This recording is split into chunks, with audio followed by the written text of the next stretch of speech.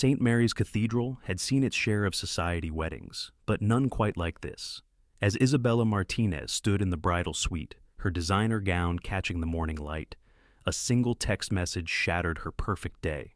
In the next 2 hours, family secrets would unravel, alliances would shift, and one of the city's most prominent families would face a scandal that would either destroy them or lead to an unexpected love story nobody saw coming.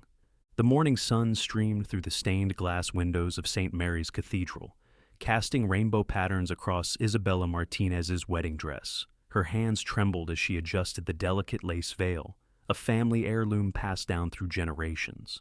In just 2 hours, she would walk down the aisle to marry Marcus Wellington, the man she'd loved for the past 3 years. "You look absolutely stunning, Bella," her best friend and maid of honor, Sophia, gushed as she helped arrange the train of the dress. The bridal suite buzzed with activity as bridesmaids flitted about, making last-minute adjustments to their makeup and hair. Isabella smiled, but her stomach churned with an inexplicable unease. She'd been having strange dreams lately, and Marcus had been acting distant in the weeks leading up to the wedding. She'd attributed it to pre-wedding jitters and the stress of planning such a lavish ceremony. After all, the Wellingtons were one of the most prominent families in the city, and everything had to be perfect. "Has anyone seen my phone?" Isabella asked, realizing she hadn't checked it all morning. "I want to send Marcus a quick message." Sophia's expression flickered for a moment before she handed over the phone. "Here it is, but maybe you should focus on getting ready instead. It's bad luck to contact the groom before the ceremony." Isabella laughed. "Since when did you become superstitious?" She took the phone and noticed several missed calls from an unknown number. As she was about to check her messages, there was a knock at the door. "Come in!" Sophia called out.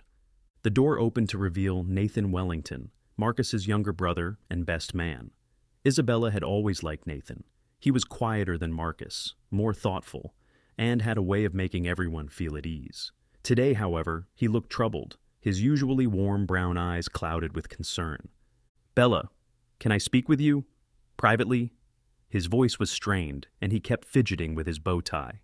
Sophia shot Isabella a worried look, but Isabella nodded. "Of course, let's step into the hallway." As they walked out, Isabella couldn't help but notice how handsome Nathan looked in his tuxedo. He'd always been the more reserved brother, focusing on his medical career while Marcus pursued the family's real estate business. Where Marcus was all sharp angles and cold perfection, Nathan had a softer presence, though they shared the same dark hair and strong jawline.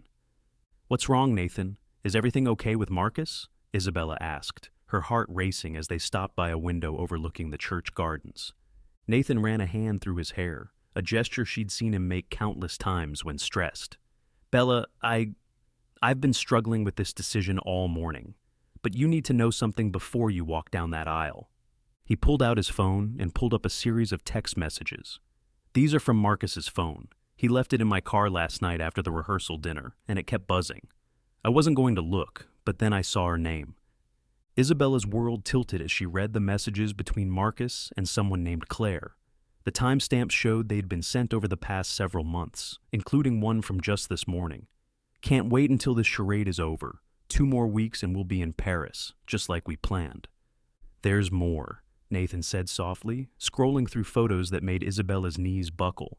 Pictures of Marcus with a stunning redhead, looking very much in love, dated throughout their engagement. The most recent was from 3 days ago. "I don't understand," Isabella whispered, though she did. Everything suddenly made horrible sense. The late-night business meetings, the mysterious weekend conferences, the way Marcus had insisted on separate vacations, claiming they needed space before the wedding. Nathan caught her as she swayed, his strong arms steadying her. "I'm so sorry, Bella. I couldn't let you walk into this without knowing. He's been seeing Claire, his former college girlfriend, for over a year. They're planning to leave for Paris after the honeymoon. He's been using this wedding as a cover to appease our parents and secure his position in the family business." Isabella felt the tears threatening to fall, but held them back.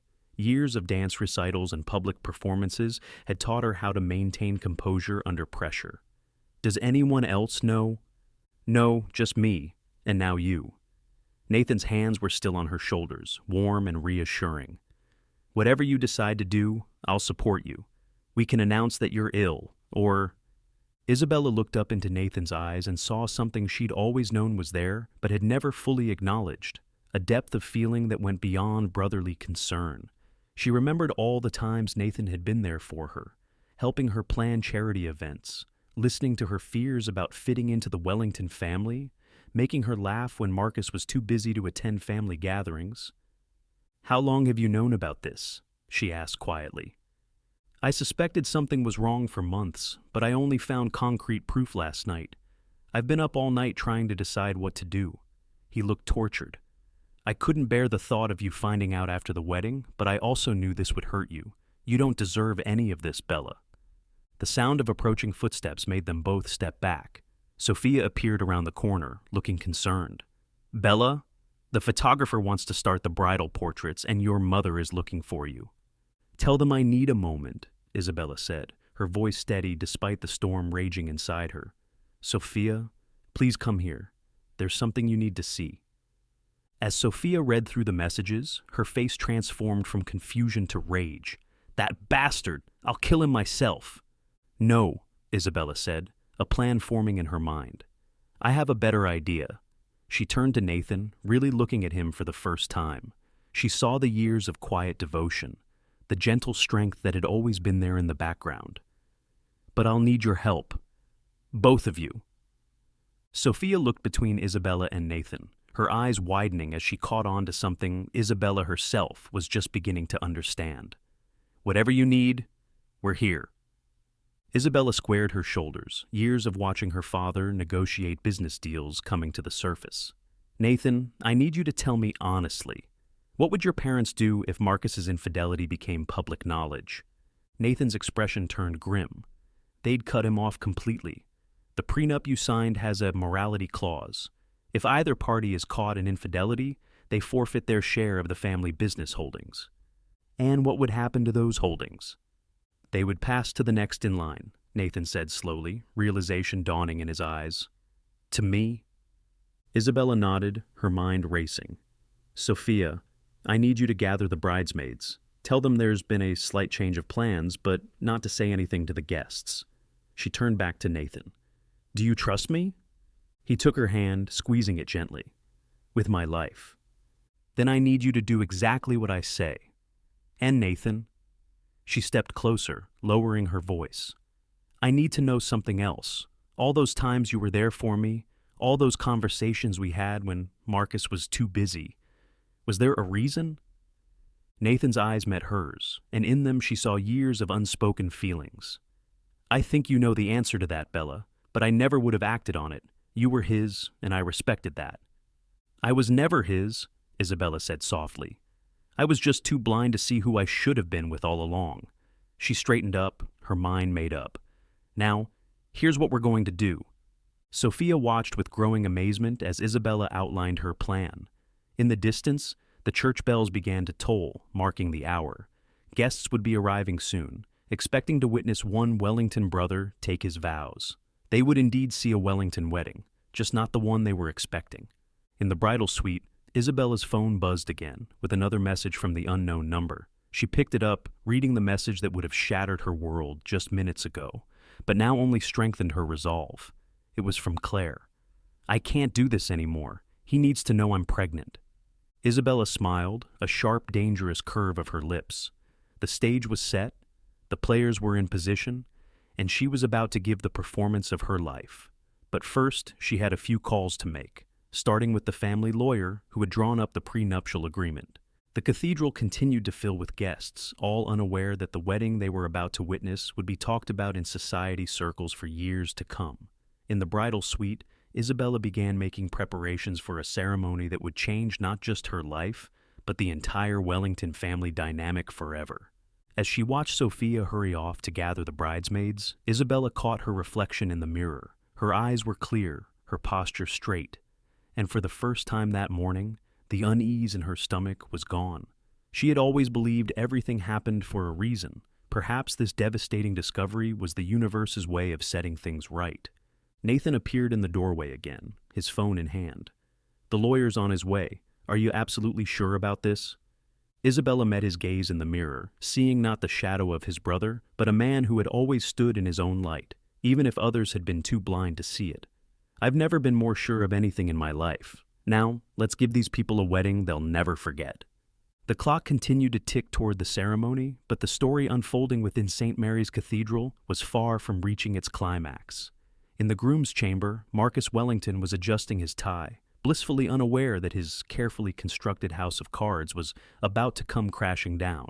And in the bridal suite, Isabella Martinez was about to prove that sometimes the wrong wedding can lead to exactly the right ending, though exactly how that ending would unfold remained to be seen. The family lawyer, Mr. Davidson, arrived within 20 minutes, his usual composed demeanor slightly ruffled by the urgency of the situation. He listened intently as Isabella and Nathan presented their evidence, his eyes widening at the messages and photographs. "This is quite extraordinary," he said, adjusting his wire-rimmed glasses. "The morality clause in the prenuptial agreement is ironclad. With this evidence, Marcus not only loses his claim to the family business, but also his trust fund. The timing is fortuitous." "How so?" Isabella asked, watching as Sophia coordinated with the bridesmaids in the background. "The board meeting next week was supposed to finalize Marcus's position as CEO. Your father-in-law, well, almost father-in-law, is retiring." Mr. Davidson turned to Nathan. "You realize what this means for you?" Nathan loosened his bow tie slightly. "I never wanted the company. My medical practice is exactly what the Wellington Health Division needs," Isabella interrupted. "Think about it, Nathan. You could transform the corporate medical facilities, implement the outreach programs you've always talked about." A knock at the door interrupted them. It was Nathan and Marcus's mother, Catherine Wellington, resplendent in a powder blue suit that probably cost more than most people's monthly salary. "Isabella, darling, why aren't you ready? The guests are—" "Nathan, what are you doing here? And Mr. Davidson?" Her perfectly manicured hand flew to her throat. "What's going on?" Isabella took a deep breath. Catherine had always been kind to her, in her own reserved way. "Mrs. Wellington, please sit down. There's something you need to see." As Catherine reviewed the evidence, her face went through a remarkable transformation. The polished society matron facade cracked, revealing the fierce protectiveness of a mother bear, though not for the son everyone might have expected. "That foolish, selfish boy," she whispered, her hands shaking as she handed back the phone. "Just like his father at that age, thinking he could have everything his way." She looked up at Nathan. "You knew?" "Just found out last night, Mother. I had to tell Bella." Catherine stood, smoothing her suit with trembling hands. "Well then, Mr. Davidson, I assume you're here to handle the legal aspects?" At his nod, she continued. "Good.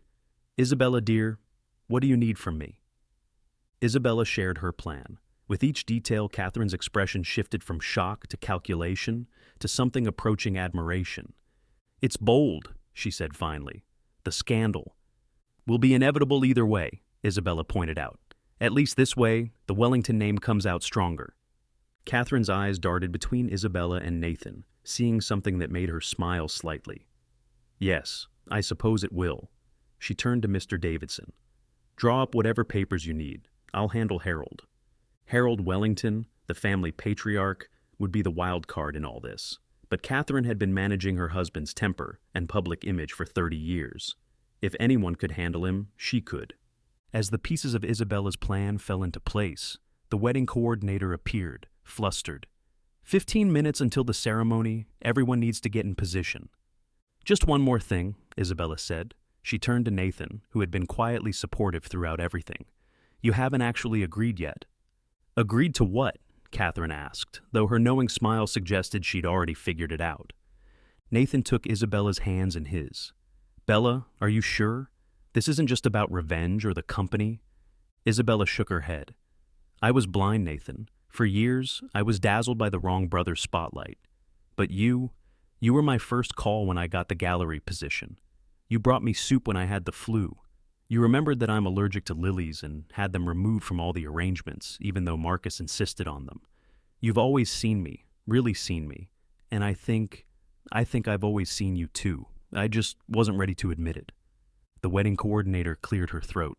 10 minutes! "Nathan," Isabella squeezed his hands. "Will you help me give these people a wedding they'll never forget?" Before he could answer, the door burst open. Marcus stood there, handsome and polished in his wedding suit, his face dark with anger. What the hell is going on? Why is everyone in here instead of getting ready? His eyes landed on Nathan's and Isabella's joined hands, and his expression turned thunderous. Behind him, a flash of red hair appeared. Claire, beautiful even in obvious distress, her hand pressed protectively against her stomach. "I'm sorry," she said to no one in particular. I couldn't let it go on." The room fell silent. In that moment, standing in her wedding dress with her heart pounding and her future hanging by a thread, Isabella realized that sometimes life's biggest moments aren't captured in photographs or written in plans. They're found in the split seconds where everything hangs in the balance, where one decision can change not just a day, but an entire lifetime. The wedding coordinator's voice, now tinged with panic, called out again, 5 minutes! Everyone needs to be in position." And in that charged moment, with the weight of generations of Wellington expectations pressing down on them all, Isabella squeezed Nathan's hands and waited for his answer, an answer that would set in motion events that would either heal or destroy one of the city's most prominent families. Marcus stepped into the bridal suite, his perfect composure cracking as he surveyed the scene before him. "Nathan, get your hands off my fiancé," he snarled, reaching for Isabella's arm. "Don't you dare touch her!" Nathan's voice carried a quiet authority that made everyone in the room freeze. Even Marcus, who had always been the dominant brother, took a step back. Catherine Wellington moved to stand between her sons, her social grace transforming into steely resolve. "Marcus, I suggest you think very carefully about your next move. Claire, dear, please come in and close the door. I believe you have something to tell everyone." Claire's eyes were red-rimmed as she moved into the room, unconsciously keeping one hand on her stomach. "I tried to tell you last night, Marcus, at the rehearsal dinner, but you wouldn't listen." "Not now," Marcus hissed, his carefully cultivated image slipping further. Mr. Davidson cleared his throat. "I believe now is exactly the right time, considering the documents I have here." He held up his tablet, displaying the prenuptial agreement. "Shall I read the morality clause, or would you prefer to explain yourself first?" Isabella watched as Marcus's face went from red to white. She had spent 3 years loving this man, or at least the version of him he presented to the world. Now, seeing him cornered, she realized she had never really known him at all. "Whatever she told you, it's lies," Marcus said, attempting to regain control. "Claire's just jealous. We dated in college, that's all. Nathan's probably put her up to this. He's always been jealous of what I have." "What you have?" Nathan's laugh was bitter. "You mean what you've thrown away? The evidence is on your phone, brother, the one you left in my car last night." "You went through my phone?" Marcus lunged for Nathan, but Catherine's voice cut through the tension like a knife. "Enough!" She turned to the wedding coordinator, who was watching the scene unfold with horrified fascination. "Patricia, please inform the guests there will be a slight delay. Family emergency." "Mother, you can't," Marcus began, but Catherine silenced him with a look that could have frozen fire. "I have spent 30 years protecting this family's reputation," she said, her voice deadly quiet. "I've overlooked your father's indiscretions, managed scandals, and maintained our position in society. But I will not stand by and watch you destroy an innocent woman's life the way—" She paused, composing herself. "The way your father almost destroyed mine." This revelation caused even Mr. Davidson to look up from his tablet. "Mrs. Wellington," Isabella said softly, "we don't have to do this here. The guests will wait," Catherine said firmly. "Claire, tell Marcus what you came here to say." Claire stepped forward, her designer dress highlighting the slight curve of her belly. "I'm 3 months pregnant, Marcus. I tried to tell you, but you kept saying after the wedding, after the board meeting, after. I couldn't let Isabella marry you without knowing the truth." The silence that followed was deafening. Outside, they could hear the murmur of guests, the soft strains of the string quartet practicing the wedding march. Inside, years of secrets and lies were unraveling like loose threads from a tapestry. Marcus looked around the room, his confident facade crumbling as he realized he was cornered. "Fine," he spat. "You want the truth? Yes, Claire and I have been together. Yes, I was going to marry Bella for the company position. It's what this family expects. The perfect wife, the perfect image. Claire understands me, but she's not." He gestured vaguely at Isabella's elegance, her social connections. Not suitable for the Wellington name? Catherine's voice could have cut glass. The way I wasn't suitable, before your father's parents died and couldn't object anymore. Harold Wellington chose that moment to appear in the doorway, his imposing figure filling the frame. Catherine, the guests are getting restless, and Patricia looks like she's about to faint. What's going... His voice trailed off as he took in the scene. Harold, Catherine said calmly, your son has something to tell you. Actually, several things. Isabella felt Nathan's hand slip into hers again, offering silent support as the world shifted around them. Through the window, she could see guests continuing to arrive, unaware of the drama unfolding in the bridal suite. 300 of the city's most influential people gathered to witness a wedding that was unraveling by the second. But as she looked at Nathan, seeing the strength and dedication in his eyes, she realized that perhaps they would witness a wedding after all, just not the one they were expecting. The question was, how would Harold Wellington react to the implosion of his carefully laid plans for his family's legacy? The church bells tolled again, marking another quarter hour, as if reminding everyone that time was marching forward, regardless of their personal dramas. And in that moment, Isabella knew that the next few minutes would determine not just her future, but the future of everyone in that room. Harold Wellington's face darkened as Marcus stumbled through his confession, each word seeming to age the family patriarch by years. The prestigious Wellington name, carefully polished through generations, was tarnishing before his eyes. "Pregnant," he repeated, staring at Claire. "And you're certain it's—" "Yes, Mr. Wellington." Claire straightened her spine, showing a glimpse of the strength that had attracted Marcus in the first place. "I have the medical records if you need them." Harold turned to his wife, something unspoken passing between them. "Catherine, you knew about this? About all of this?" "Not until today." Catherine moved to stand beside her husband, her hand resting lightly on his arm. "But Harold, perhaps this is an opportunity rather than a catastrophe." "An opportunity?" Marcus scoffed. "Mother, be realistic. Once this gets out, Catherine continued smoothly, people will see how the Wellington family handles crisis with grace and integrity, how we stand by our values, even when it's difficult." She glanced meaningfully at Nathan and Isabella. Harold followed his wife's gaze, his expression shifting as he processed the scene before him. "Nathan," he said slowly, "you've always been the more cautious son, the one who chose medicine over business." "Yes, father." Nathan's grip on Isabella's hand tightened slightly. "And now you stand here, on your brother's wedding day, holding his fiancé's hand." Isabella stepped forward. "Mr. Wellington, if I may." At his nod, she continued, "Your son, Nathan, has shown me more genuine care and respect in his quiet actions than Marcus has in 3 years of grand gestures. I came here today prepared to marry a Wellington. I simply hadn't realized which one it should have been all along." The weight of her words hung in the air. Outside, the string quartet had stopped practicing, and the murmur of guests had grown louder. "Harold," Catherine said softly, "remember what my father said to you 30 years ago? About choosing love over appearance?" The patriarch's shoulders sagged slightly, decades of rigid control giving way to something more human. "He said I was a fool for letting society's expectations nearly cost me the love of my life." He looked at his wife with an expression that made Isabella's heart ache. And he was right. Mr. Davidson, who had been quietly updating documents on his tablet, cleared his throat.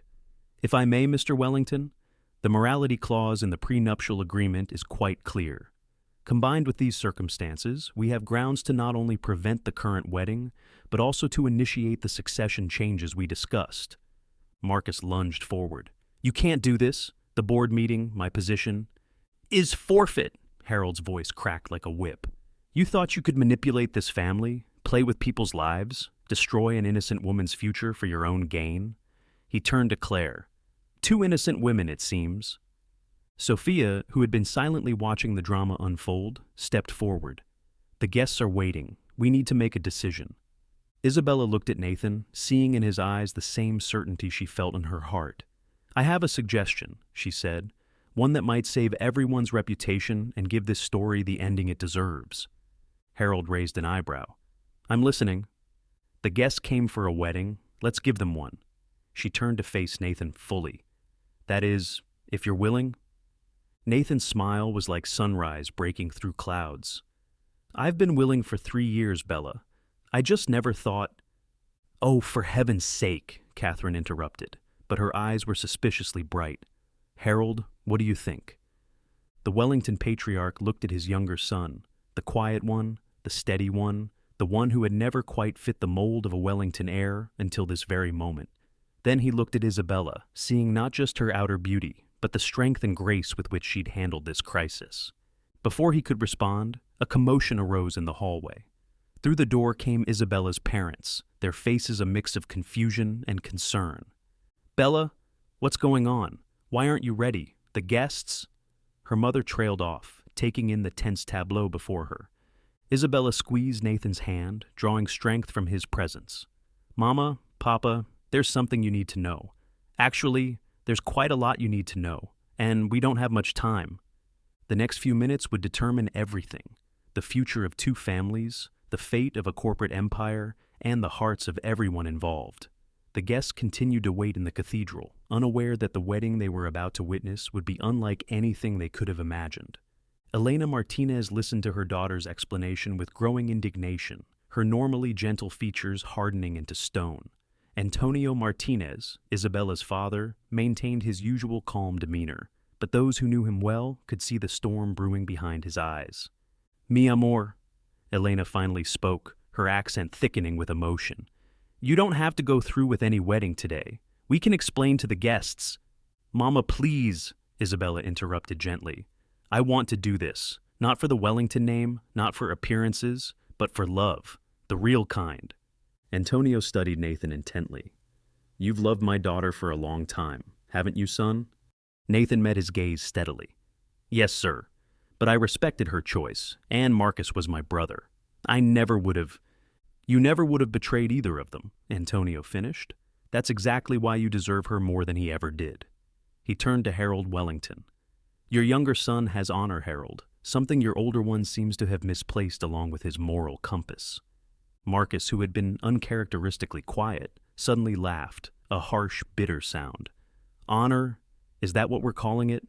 Brother Dear has been pining after my fiancé for years, and now he gets to swoop in and play the hero? Take my company, my position, my—" "They were never yours to begin with," Harold cut in, his voice razor sharp. "The position was earned through trust, which you've broken. The company needs a leader with integrity, not someone who builds their future on lies." He paused, looking at Claire. "As for your other obligations, we will ensure they're met appropriately, regardless of today's outcome." Claire's hand trembled as she wiped away a tear. "I never meant for any of this to happen. I couldn't watch him marry someone else while carrying his child. Isabella deserved to know the truth." Sophia, ever practical, checked her watch. "The guests have been waiting for almost 40 minutes. We need to make a decision now." Catherine Wellington straightened her shoulders, years of handling social crises coming to the fore. "Mr. Davidson, how quickly can you modify the necessary documents?" The lawyer held up his tablet.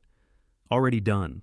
I took the liberty of preparing for various contingencies when Miss Martinez first called." Elena touched her daughter's cheek gently. "Bella, Michiello, are you absolutely certain?" Isabella looked at Nathan, remembering all the moments that should have shown her the truth. The way he remembered her coffee order, how he always saved the crossword puzzle from the Sunday paper for her, knowing she loved to solve them, the quiet strength he offered when she doubted herself, the genuine interest he showed in her art gallery work when Marcus had dismissed it as a hobby. "I've never been more certain of anything in my life," she said softly.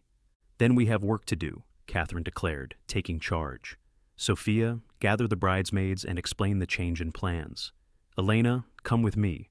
We need to handle the immediate family members who are already seated. Harold, deal with Marcus and ensure he doesn't cause any more scenes." "And what about me?" Claire asked quietly. Catherine's expression softened slightly. "My dear, you're carrying my grandchild.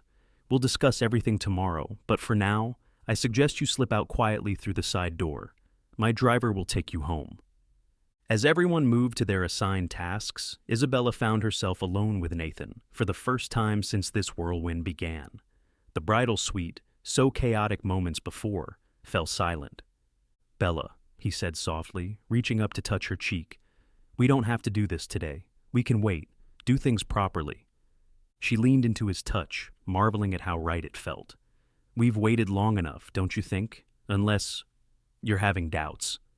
His response was cut off by a crash from the hallway, followed by raised voices. Marcus's angry tone carried through the door, along with what sounded like Harold's attempts to calm him. The wedding coordinator burst in, her clipboard clutched to her chest like a shield.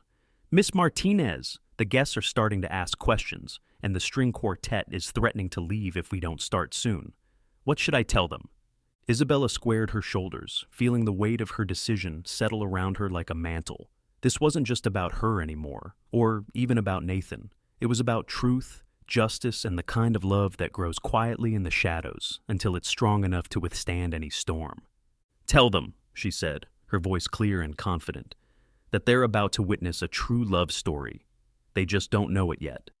But as the coordinator hurried away, another commotion arose from the direction of the cathedral. The sounds of raised voices and gasps echoed through the hallway, suggesting that something, or someone, was about to complicate their carefully reorganized plans.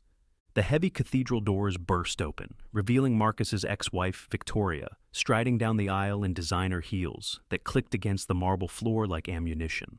Behind her, guests turned in their seats, whispering as she made her way toward the altar where the priest stood, consulting with Harold Wellington. I hope I'm not too late for the show, she announced, her voice carrying through the vaulted ceiling. When I received my invitation, I simply couldn't resist attending my dear ex-husband's wedding, especially when I heard he was marrying the lovely Isabella. Catherine Wellington emerged from the side chapel, her face a masterpiece of controlled panic. Victoria, darling, what an unexpected surprise. I was under the impression you were in Europe. Oh, I was, Victoria smiled, a predatory gleam in her eye. Until I received some very interesting photos from Claire. We've been in touch, you see, comparing notes, as it were. In the bridal suite, Isabella and Nathan could hear the commotion through the ancient walls. Sophia burst in, her face flushed. Victoria's here, and she's not alone. She brought receipts, literal receipts, bank statements, hotel bookings, everything that proves Marcus has been living a double life for years. Nathan ran a hand through his hair. This could actually work in our favor. Victoria was always too smart for Marcus. It's why their marriage lasted barely a year. If she's here with evidence, then no one can accuse us of making hasty decisions, Isabella finished, a weight lifting from her shoulders. The universe, it seemed, had decided to deal justice in its own way. The wedding coordinator appeared again, looking close to tears. The guests are completely stirred up. Victoria is sharing documents with the board members in the front row. Mr. Wellington is trying to maintain order, but what should we do? Isabella exchanged a look with Nathan. In that moment, they both knew exactly what needed to happen next. Tell the string quartet to begin playing, Isabella said firmly. Not the wedding march, something else, something unexpected. She turned to Sophia. Get me my father. It's time. As Sophia rushed out, Nathan took Isabella's hands in his. Are you ready for this? Once we walk out there? I've never been more ready, she replied. But Nathan, before we do this, I need to know something. When did you first realize you loved me? His eyes softened as he looked at her, and in them she saw every moment they'd shared, every quiet conversation, every unspoken feeling. Do you remember that charity gala 2 years ago? Marcus was supposed to be your date, but he had a business emergency in Chicago. Yes, she said softly. You stepped in as my escort. You were wearing that blue dress that matched your eyes. We danced 3 songs, and you told me about your dreams for the art gallery. Not the society version you told everyone else. The real dream, about making art accessible to underprivileged kids. He squeezed her hands gently. You looked so passionate, so alive.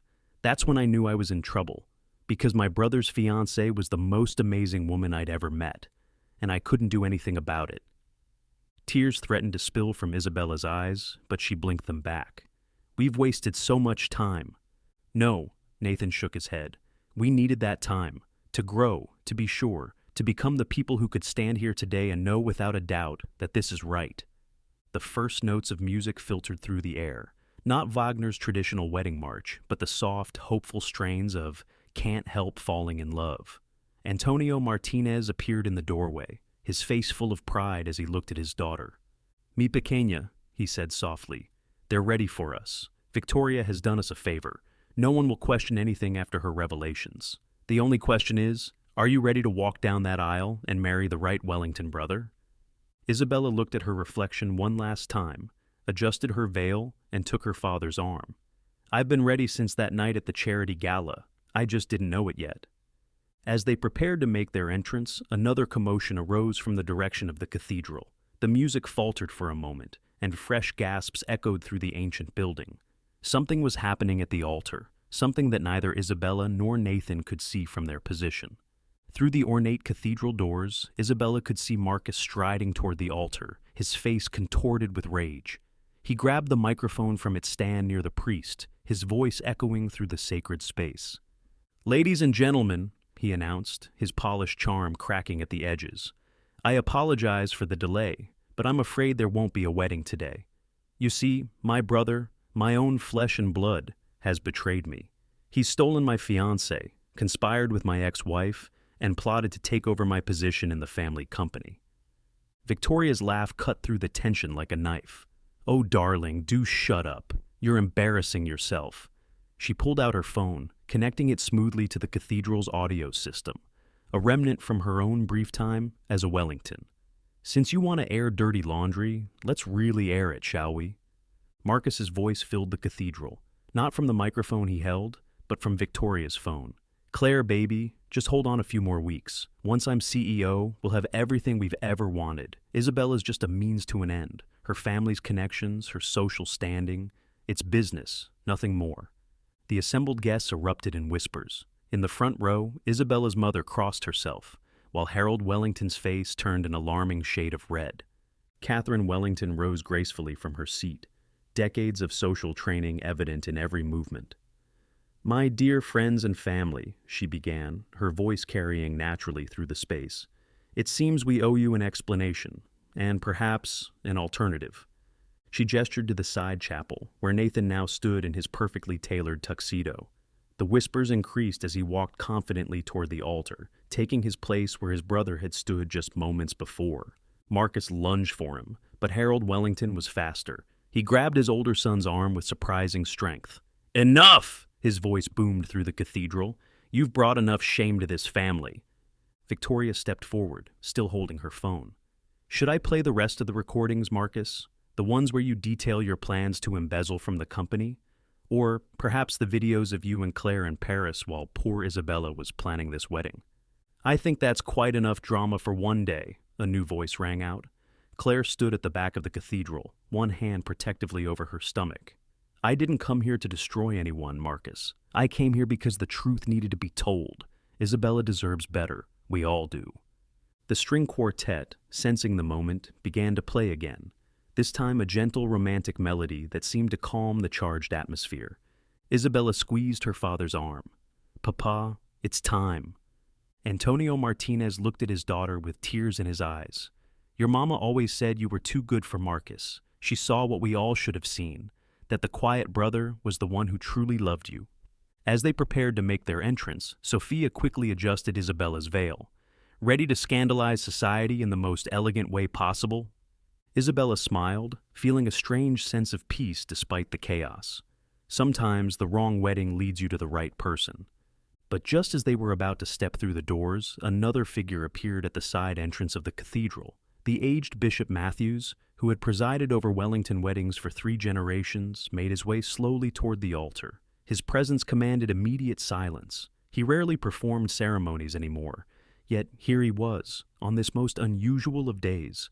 His arrival added another layer of complexity to an already extraordinary situation. What role would the bishop play in this unfolding drama? Would his traditional values accept this last-minute switch? Or would his presence create yet another obstacle for Isabella and Nathan to overcome? The cathedral held its breath as the bishop approached the altar, his expression unreadable beneath his ceremonial robes. In that suspended moment, the future of not just 2 people, but 2 prominent families, hung in the balance. Bishop Matthews surveyed the scene before him, his weathered face revealing nothing. Then, to everyone's surprise, he smiled. "In 60 years of performing ceremonies," he began, his voice carrying the weight of decades of wisdom, "I have learned one immutable truth. God's plan often reveals itself in unexpected ways. He turned to face the congregation.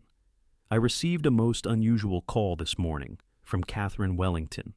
She told me I might be needed today, not for the wedding we expected, but for the one that was meant to be. A collective gasp rippled through the cathedral. Marcus slumped in his father's grip, the fight finally leaving him. It was at this perfect moment that Isabella began her walk down the aisle, her father steady beside her. The afternoon sun streamed through the stained glass windows, bathing her in rainbow light. But it wasn't the designer dress or the perfect lighting that made her radiant. It was the pure joy in her eyes as she looked at Nathan. Nathan, who had spent years loving her in silence, stood at the altar with tears in his eyes. The quiet brother, the steady one, was finally claiming his own happiness. As Isabella reached the altar, Bishop Matthews spoke again. Love, true love, cannot be bought with wealth or status. It grows in the quiet moments, in the gentle kindnesses, in the steady presence of someone who sees your soul. He looked pointedly at Nathan. Sometimes it grows in the shadow of another love, waiting patiently for its moment in the sun. Victoria, her revenge complete, slipped quietly toward the exit, but before she left, she caught Isabella's eye and mouthed two words, "Thank you." Claire too began to move toward the door, but Catherine Wellington caught her arm. "You're carrying my grandchild," she whispered. "Your place is here, with family." She guided Claire to sit beside her, a clear message to everyone watching. The Wellingtons protected their own, even in the midst of scandal. Marcus was escorted from the cathedral by security, his last shreds of dignity intact only because his mother had insisted on discretion. Harold Wellington watched him go, then turned to Nathan with pride in his eyes. "You were always the better man, son. I was just too blind to see it." The ceremony itself was brief but powerful. Isabella and Nathan had no need for elaborate vows. Their love had been proven in years of quiet devotion and unspoken feelings. When Bishop Matthews pronounced them husband and wife, the cathedral erupted in applause. Society loved nothing more than a scandal with a happy ending. At the reception, held in the Wellington sprawling garden, Harold Wellington raised his glass. To love that grows in truth, to patience that bears sweet fruit, and to the courage to choose what is right over what is expected. Isabella, dancing in Nathan's arms, felt her heart could burst with joy. "Do you regret anything?" she asked him softly. "Only that I didn't tell you how I felt sooner," he replied, pulling her closer. "But then again, maybe we needed all those years. Maybe we needed to grow into the people who could not just love each other, but be worthy of that love." Sophia caught the bouquet, though rumor had it Catherine Wellington had engineered that particular outcome. Claire was welcomed into the family fold, her baby destined to be loved by grandparents who had learned the hard way that bloodlines meant less than character. And Marcus? He embarked on a journey of redemption, though that's another story entirely. Sometimes losing everything is the only way to find yourself. As the sun set on that remarkable day, Isabella and Nathan snuck away from their reception to share a quiet moment in the garden. Among the roses Catherine Wellington had tended for 30 years, they shared a kiss that tasted of triumph and promise. "Ready to scandalize society some more, Mrs. Wellington?" Nathan murmured against her lips. Isabella laughed, the sound pure and free. "With you? Always. After all, the best love stories are the ones that break all the rules." And so ended a day that began with one wedding and concluded with another, proving that sometimes the wrong "I do" leads you to the right forever. In years to come, society would whisper about the Wellington wedding scandal, but those who were there knew they had witnessed something rare and precious, the moment when love, truth, and courage combined to write an ending that was really just a beautiful beginning.